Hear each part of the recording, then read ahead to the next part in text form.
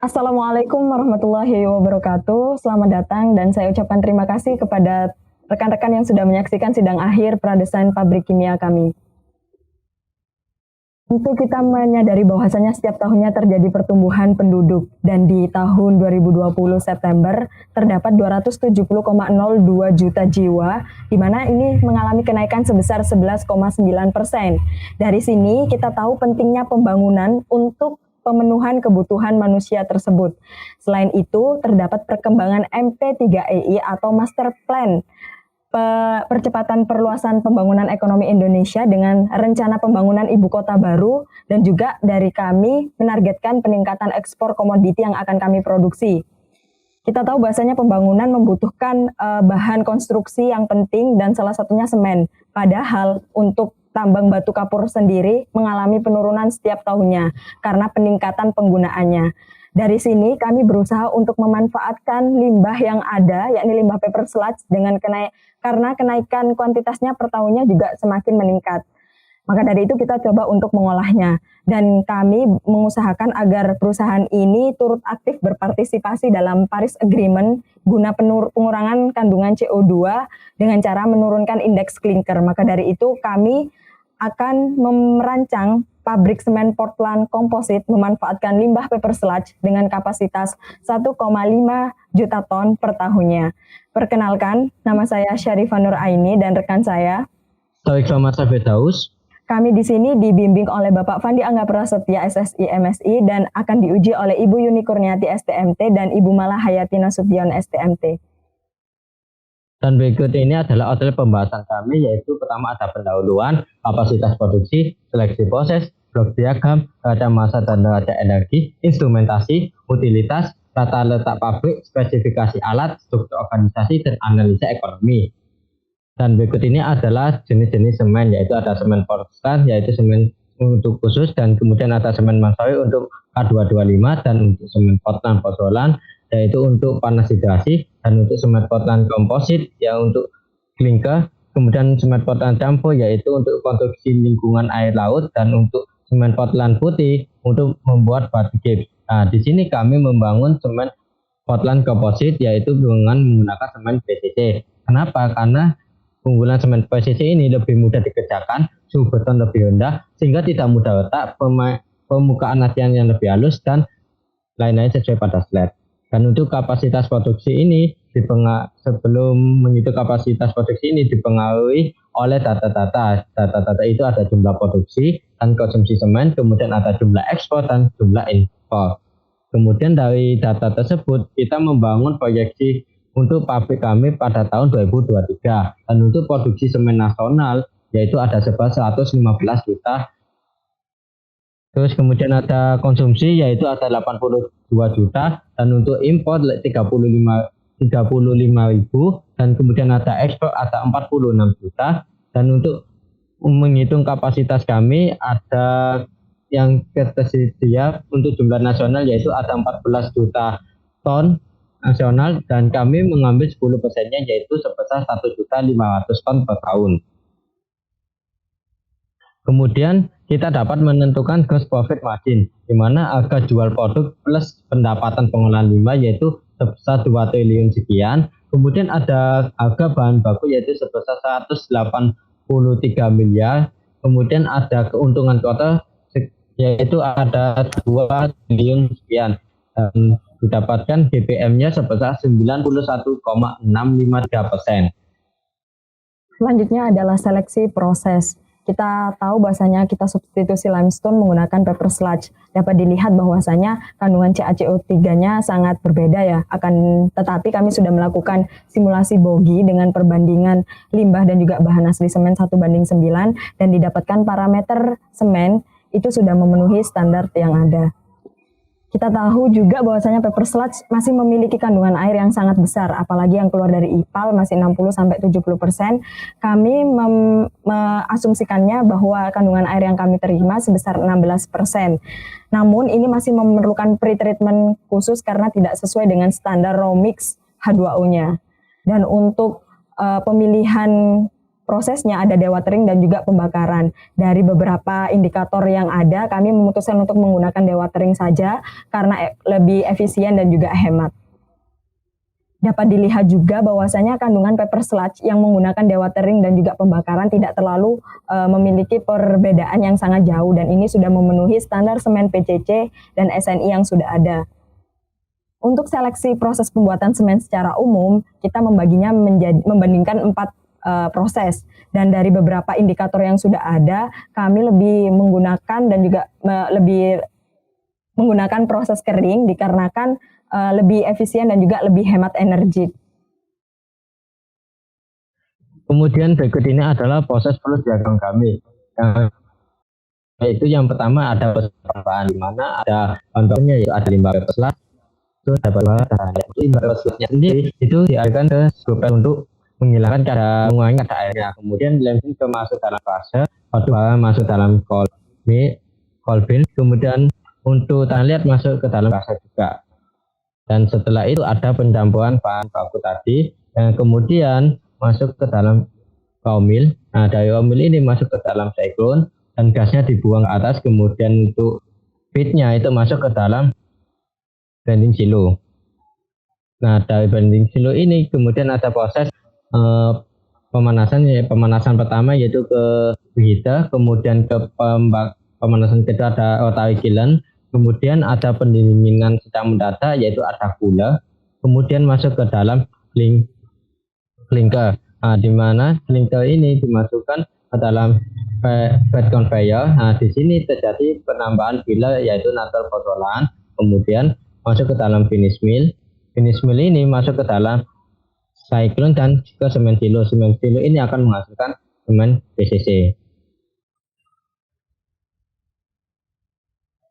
Dan berikut ini adalah neraca massa dan neraca energi. Nah, sebelum kita mendesain neraca massa, kita harus menghitung dulu bagaimana raw mix desain dari clinker itu sendiri. Nah, bahan bakunya untuk membuat clinker sendiri yaitu ada limestone, clay, paper sludge, pasir silika, pasir besi. Dan untuk komposisi PCC-nya yaitu ada 73 banding 27 filler dan yang menggunakan standar British. Nah, setelah itu didapatkan raw mix desain pembuatan semen dengan clinkernya sebesar 73,2, fly ash-nya sekian, natural pozolannya sekian, dan gypsumnya sekian.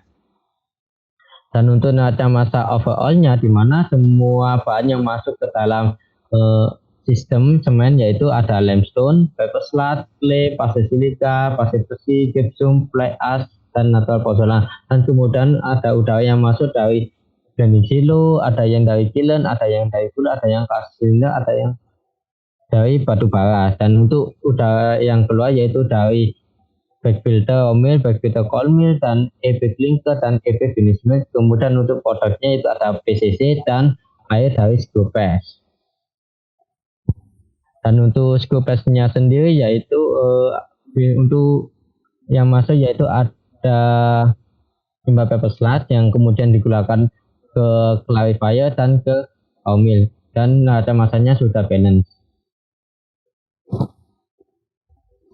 Dan mix palette ini di proses pencampuran di mana ada limestone, paper sludge, ada clay, pasir silika, dan pasir besi. Kemudian sim yang kedua yaitu ada campuran material ke dalam raw mill, dan neraca massanya sudah balance. Dan dari pencampuran itu masuk ke dalam raw mill di mana ada terjadi penambahan steam yaitu dari backfilter dari raw mill, kemudian ada dari gas preheater. Kemudian dari itu dikeluarkan ke raw mill dan neraca massanya udah balance. Nah, dari sini dari raw mill ini kita ada steam yang masuk yaitu dari udara aerasi, kemudian ada recycle dari backfilter, kemudian dari blending silonya ini masuk ke preheater dan keluarnya juga ke backfilter dan di recycle kembali. Dan selanjutnya itu ada massa blending silo plus back filter. Jadi di sini ada massa blending silo dan ditambah back filter, di mana back filternya sendiri itu inputannya itu dari blending silo, kemudian keluar ke raw mill dan dikembalikan ke blending silo. Dan selanjutnya ada massa dari preheater, di mana di sini dari blending silo ada tambahan steam yaitu dari gas panas dari kiln dan umpan batu bara, di mana ada pembagian 60, 40, 60 untuk suspensi preheater dan 40 untuk outright kiln. Kemudian dari suspensi preheater ini dikeluarkan ke kiln, kemudian ke ID fan, dan neraca masanya udah balance. Dari outright kiln ini terjadi reaksi pembakaran atau pemanasan yang sangat tinggi, yang dari preheater, kemudian ada yang masuk udara sekunder, udara primer, dan batu bara. Kemudian yang keluar yaitu dari ke clinker ke cooler, kemudian yang cooler juga akan recycle ke kalsina untuk dipanaskan kembali.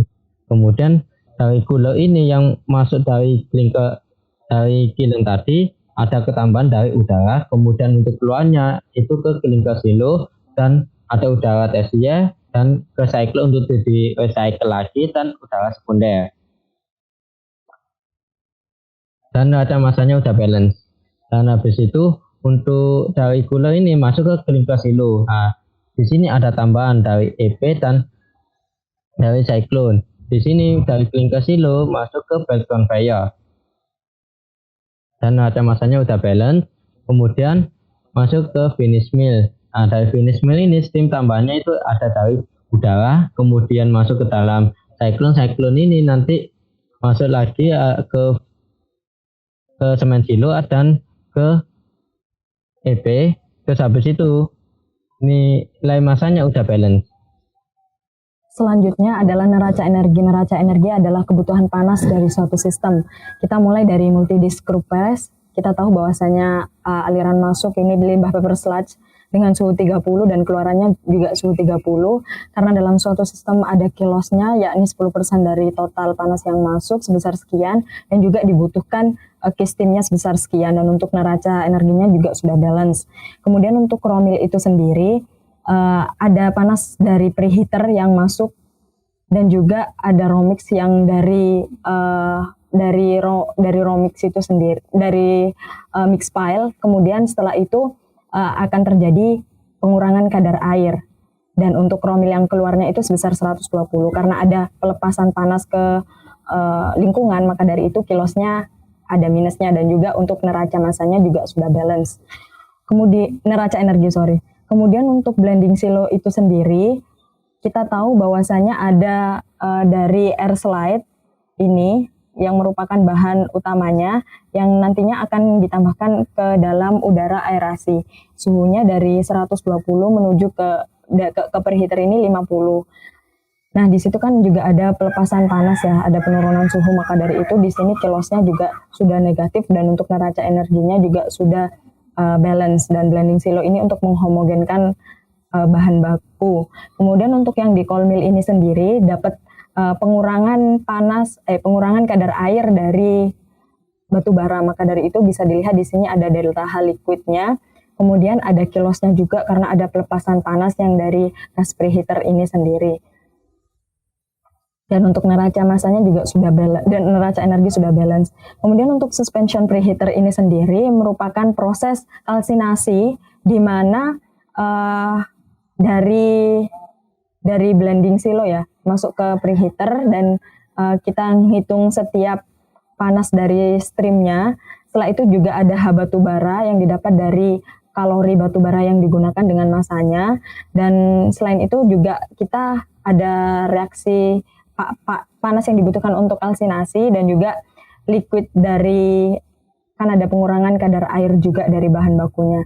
Dan diketahui kilos atau panas yang keluar dari sistem sebesar sekian, dan neraca masanya juga sudah balance. Kemudian untuk rotary kiln juga sama, ada negatifnya karena melepas panas ya dari dalam keluar, dan terdapat juga delta HR kalsinasi dan juga klinkerisasi 10%-nya 10%-nya untuk yang kalsinasi ini, dan juga ada delta H batu baranya.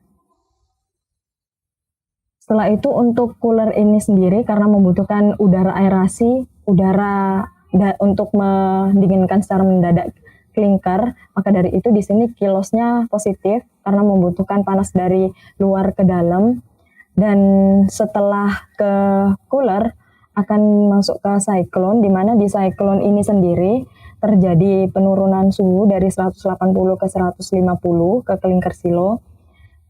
Nah, maka dari itu kan ada panas yang dilepaskan dan juga maka dari itu di sini kilosnya menjadi minus. Dan untuk yang terakhir di finish mill karena terjadi penurunan suhu juga dari 150 ke 100, maka dari itu dibutuhkan suhu dari luar ke dalam dan untuk kilosnya positif dan untuk neraca energinya semua sudah balance. Dan berikut ini adalah instrumentasi overall-nya dari PFD-nya. Kemudian dari keseluruhan itu ada instrumentasi dari alat utama, yaitu ada instrumentasi dari cold mill, di mana di sini menggunakan temperatur controller, di mana karena cold mill ini terjadi ada inputan dari material batu bara, dikarenakan juga tidak ada temperatur kontrolnya ini, maka batu baranya ditakutkan ikut terbakar. Kemudian selanjutnya ada preheater, di sini juga ada temperatur kontrolnya yang digunakan untuk pemanasan. Kemudian di sini ada PNID dari rotary kiln, ada temperatur indikatornya untuk mengindikasi kan di sini terjadi pembakarannya sangat panas, di mana yang perbedaan suhunya yang dari 800 ke 1300. Kemudian di sini ada PNID dari cooler, di sini juga ada temperatur controller karena di sini juga ada perbedaan suhu yang sangat signifikan dari panas ke dingin. Kemudian di sini ada PNID dari cyclone separator, di sini ada flow rate karena di sini laju alir dari gas yang menuju ke electrostatic precipitator. Kemudian di sini ada PNID dari blending kilo, yaitu ada leveling controller, di mana untuk menentukan isi dari suatu bahan dari tangki tersebut. Selanjutnya untuk utilitas pabrik semen ini kita membaginya menjadi 4. Yang pertama ada listrik, membutuhkan 2105,2 kW per jam untuk penerangan, perkantoran, pompa, dan lain-lain. Kemudian air dengan kebutuhan sekian untuk air sanitasi perkantoran, lab, pertamanan, dan lain-lain. Kemudian untuk udara aerasinya yang digunakan dalam alat utama ini. Dan untuk batu baranya dibutuhkan sekian untuk dialokasikan ke preheater dan juga kiln. Selanjutnya untuk tata letak pabrik kami membagi menjadi 3 daerah yang sangat berpotensi untuk dibangun, dan berdasarkan parameter yang sudah kami tentukan, kami memilih Sangatta sebagai tempat yang nantinya akan kami bangun karena beberapa hal yang kami perhatikan yang ada di slide.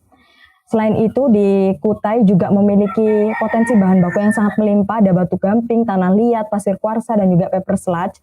Dan juga harga tanahnya itu untuk peluasan pabrik yang masih murah, kemudian peraturan daerah setempat yang mendukung, dan juga lain-lain yang terdapat di slide.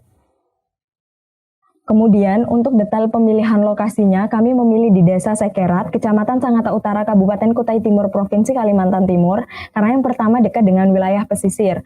Kemudian bahan bakunya kita dapat mengambil dari PT Kiani Kaltim, untuk paper sludge, gypsum dari pupuk Kaltim.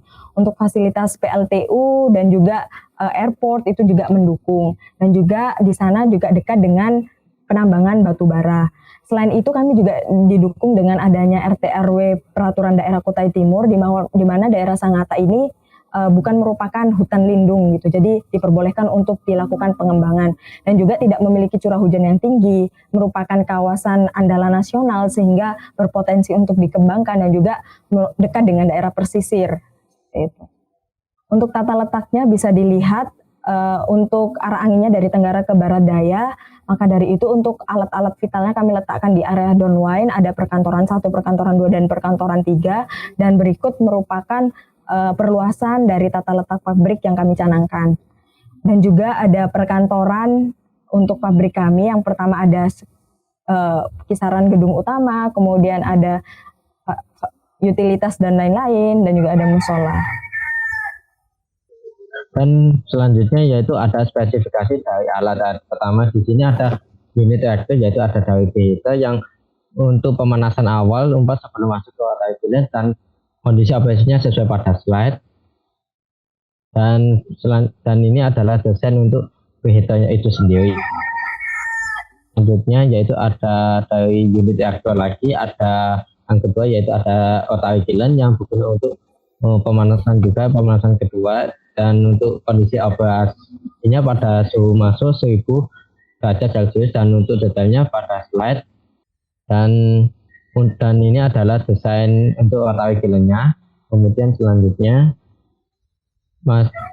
yaitu ada unit pemisahan. Yang pertama yaitu ada screw press yang berguna untuk pengepresan untuk mengurangi kadar air dari limbah bebas, dan untuk kondisi operasinya bisa dilihat pada slide dan juga gambarnya. Dan selanjutnya yaitu dari cyclone separator yang berfungsi untuk memisahkan gas dan material, dan untuk data mekaniknya bisa dilihat pada slide dan desainnya. Kemudian selanjutnya yaitu ada EP atau electrostatic precipitator yang berguna untuk menangkap debu, dan untuk data mekaniknya dan desainnya bisa dilihat pada slide. Selanjutnya yaitu dari backfilter, di mana yang digunakan untuk menangkap debu. Untuk desain dan data mekaniknya bisa dilihat pada slide. Dan selanjutnya yaitu dari unit pencampuran, di mana ada raw mill yang berguna untuk mengecilkan ukuran hingga 90 mikrometer dan pengeringan kadar air. Nah, untuk kondisi operasi dan desainnya bisa dilihat pada slide. Dan selanjutnya yaitu ada blending silo dari unit pencampuran juga yang berfungsi untuk tempat penampungan homogenisasi, dan untuk data mekanik maupun desainnya bisa dilihat pada slide. Dan selanjutnya ini ada unit dari pengalian bahan. Yang pertama yaitu ada limestone hopper yang berguna untuk masuknya limestone menuju limestone crusher. Untuk kondisi operasi dan desainnya sendiri bisa dilihat pada slide. Dan yang kedua yaitu ada clay crusher, sama seperti tadi untuk menghasilkan clay dari tambang. Untuk kondisi operasinya bisa dilihat pada slide. Dan selanjutnya ada bed conveyor untuk mengangkut clay menuju bin. Untuk kondisi operasinya bisa dilihat pada slide. Ya, berikut ini adalah dari unit pengalian bahan, yaitu ada dari fan yang berguna untuk ventilasi udara, dan untuk kondisi operasinya bisa dilihat pada slide. Dan selanjutnya yaitu ada blower untuk mengembuskan udara. Untuk conveying, untuk spesifikasinya dan desainnya bisa dilihat pada slide. Dan berikutnya yaitu ada stack gas, di mana berfungsi untuk membuang flue gas dari cooler setelah EP, dan untuk data mekaniknya bisa dilihat pada slide dan gambarnya juga. Dan selanjutnya yaitu ada pasis dari unit penyimpanan, ada pasis silika bin, yaitu berguna sebagai tempat penyimpanan pasis silika itu sendiri, dan untuk kondisi operasi dan desainnya bisa dilihat pada slide. Kemudian dari penyimpanan klinker silo, yaitu untuk menyimpan klinker, untuk kondisi operasinya bisa dilihat pada slide. Dan berikut ini adalah unit penukar panas. Kami menggunakan cooler untuk heat exchanger-nya yang berfungsi untuk mendinginkan klinker secara mendadak. Untuk kondisi operasinya maupun gambarnya bisa dilihat pada slide. Dan berikut ini adalah struktur organisasi. Dan di mana di sini di paling tinggi yaitu Dewan Komisaris, kemudian yang paling bawah ada kepala bagian. Kemudian untuk jadwal kerjanya yaitu total kerja ada 369 orang, dengan jadi per bulannya totalnya sekitar 2 miliar, dan untuk gaji per tahunnya ada 27 miliar. Dan untuk pekerjaan non shift yaitu pada Senin sampai Jumat dengan jam kerja jam 7 sampai jam 16.00, dan untuk jam istirahat pada Senin sampai Kamis itu jam 12 sampai jam 1, kemudian hari Jumat jam 11 sampai jam 1. Itu ada shift pagi, sore, malam, dan untuk jam kerjanya ada jam pagi sampai sore. Dan berikut ini adalah pembagian jadwal kerja non shift.